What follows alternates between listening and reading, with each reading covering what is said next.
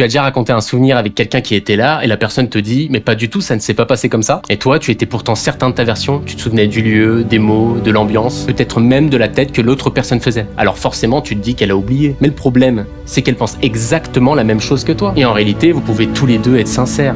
Parce qu'un souvenir, ce n'est pas une vidéo que conserve ton cerveau quelque part. Chaque fois que tu t'en souviens, ton cerveau le reconstruit. Il reprend quelques images, des émotions, des détails, puis il complète les trous avec tout ce que tu as compris aujourd'hui, ce que tu penses aujourd'hui de cette personne et la manière dont tu interprètes maintenant ce qui s'est passé. Et une fois que tu as reconstruit ce souvenir, ton cerveau l'enregistre à nouveau. Donc, plus tu racontes une histoire, plus tu peux être en train de modifier la version dont tu te souviendras plus tard. C'est peut-être pour ça que certains souvenirs finissent par être plus douloureux avec le temps et que d'autres finissent par nous faire rire, alors qu'ils nous avaient détruits sur le moment. Et ce que je trouve troublant, c'est qu'une partie de notre identité repose sur ces histoires. Je suis comme ça parce qu'on m'a fait ça. Je ne peux pas faire confiance parce qu'il s'est passé ça. Ou alors je ne suis pas fait pour ça parce que j'ai échoué une fois. Et peut-être que parfois, on n'est plus prisonnier de ce qui s'est passé. On est prisonnier de la dernière version qu'on a racontée. Parce qu'on n'est peut-être pas seulement construit par notre passé.